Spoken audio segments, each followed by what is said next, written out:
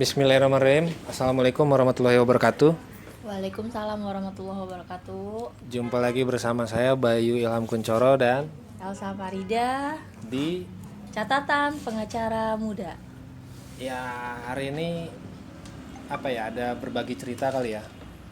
Jadi tadi saya pas habis sidang ketemu sama ya pencari keadilan dia. Terus dia cerita katanya habis banyak lah dalam perkara ini, terus udah kayak gitu nggak beres-beres. Habis duit banyak, Habis duit banyak, terus sidang sendiri, nggak didampingi di dalam ruang sidang. nggak didampingin. Akhirnya kan kita tanya ya, emang gimana gitu loh, duitnya tuh dikasih ke siapa gitu loh. Nah ternyata dia cerita bahwasanya pas begitu dia parkir kendaraannya terus mau masuk ke ruang sidang gitu, bukan ruang sidang, mau ke pengadilan, itu ada yang narik dia bahwasanya bisa bantu urusin, nggak usah sidang segala rupa, pokoknya janji-janji manis lah gitu kan. Tapi pas setelah dicek oleh dia, setelah beberapa bulan kemudian dicek, bahkan namanya tuh nggak ada di pengadilan. Berarti selama ini dia itu kena Tipu daya calo ya. Tipu daya calo, oknum lah gitu kan. Oknum yang mengatasnamakan pengadilan, biasanya kayak gitu. Jadi untuk teman-teman kalau misalkan mau ngurusin apapun itu ya di tempat-tempat pelayanan publik gitu ya, entah pengadilan, KUA, atau di Dukcapil, atau BPJS, atau apalah itu gitu ya, bentuk-bentuk pelayanan publik, itu harus nanya kepada orang yang tepat. Dalam artian, kalau misalkan di pengadilan ketika mau bertanya itu ke bagian informasi, nah nanti diarahkan ke pos bakum gitu. Nah kalau untuk pelayanan publik lainnya itu biasanya ada bagian informasi. Nah itu bisa ditanyain sejelas-jelasnya di situ.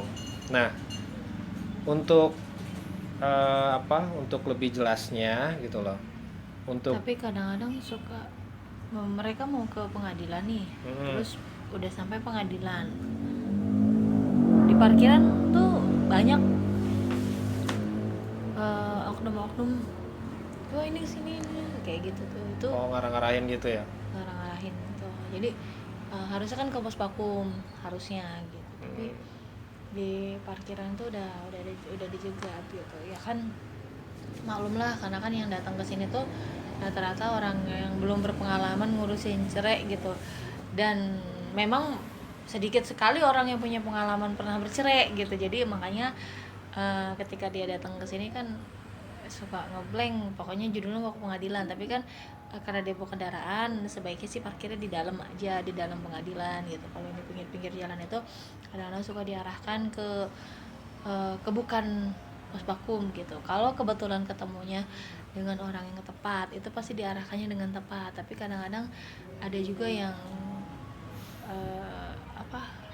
Dimainin ya udah habis uang banyak tapi nggak selesai gitu. Banyak lah, kita sering menemukan keluhan-keluhan dari prinsipal, maksudnya dari orang yang berperkara gitu, mengeluh tentang kok ini gini ya. Banyak lah itu yang jelas. Kan dari awal dijelaskan gitu bahwa ketika mereka datang itu di pengadilan tuh udah banyak banget banner warning ya, maksudnya peringatan bahwa hati-hati gitu, jangan menggunakan jasa calo. Pokoknya banyak di situ gitu. Pokoknya hati-hati, pengadilan manapun pasti seperti itu. Mau pengadilan agama manapun gitu. Terus kalau misalkan dia mengatasnamakan pengacara atau advokat, harus ditanya gitu kan, dari organisasi mana, ada nggak KTA-nya, ada nggak berita acara sumpahnya, izin-izinnya lah gitu kan, ditanya selengkap-lengkapnya seperti apa gitu. Jangan sampai terperangkap. Memang banyak juga calo yang mengatasnamakan bahwasanya saya pengacara, saya bisa ngurusin segala rupa bla bla bla, padahal dia bukan gitu kan gitu. ya namanya juga oknum lah ya, di mana-mana kadang suka ada gitu. Nah untuk teman-teman harus hati-hati gitu kan.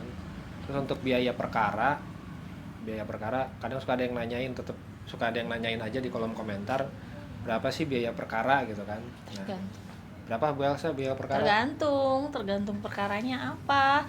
Kan banyak yang diurus ini pengadilan, perkara cerai kah, asuh anak kah, wali adol kah, maksudnya perkara apa dulu gitu. Dan satu lagi, kadang-kadang ada juga nih, pernah saya nemuin kok saya beda ya biayanya sama temen. Kalau temen kemarin sekian, kok saya segini. Nah itu perlu diingatkan bahwa kenapa bisa tidak sama, itu pengadilan mengukur radius ya, wilayah hukumnya. Jadi semakin jauh jarak rumahnya dari pengadilan, maka semakin mahal biaya administrasinya gitu. Jadi jangan kaget kalau ternyata kok kalau kemarin mah teman saya segini. Nah apalagi kalau udah beda wilayah, misalkan nih contoh nih, si penggugatnya itu alamatnya di kabupaten, ternyata tergugatnya alamatnya di kota. Itu kan udah melibatkan, udah tabayun ya namanya, melibatkan dua pengadilan. Petugas jurusita dari pengadilan kabupaten itu kan nggak mungkin langsung ke rumah si tergugat, itu pasti melalui telepon ya. Jadi dari satu pengadilan ke pengadilan lain itu mereka melalui telepon atau via email bahwa dari sini ada berkas yang masuk menuju ke prinsip T-nya itu di kota gitu. Jadi pihak pengadilan kota lah yang menjalankan Bantuan ya. ya, bantuan. Pihak pengadilan, petugas dari jurusita dari pengadilan kota nanti akan menjalankan panggilan untuk si T-nya kayak gitu. Nah itu mahal, maksudnya biaya panjarnya tuh berbeda gitu dengan yang sama-sama kabupaten gitu. Makanya jangan kaget dan jangan aneh gitu kalau kok beda ya, kemarin mah teman saya atau tetangga saya gitu atau saudara saya kok biaya segini, kenapa kok giliran saya. Nah itu dihitung per radius wilayah hukumnya. Jadi semakin jauh jaraknya dari pengadilan semakin mahal. Dan juga kalau udah melibatkan dua pengadilan tabayun itu juga udah berbeda biayanya, jadi nggak usah aneh ya.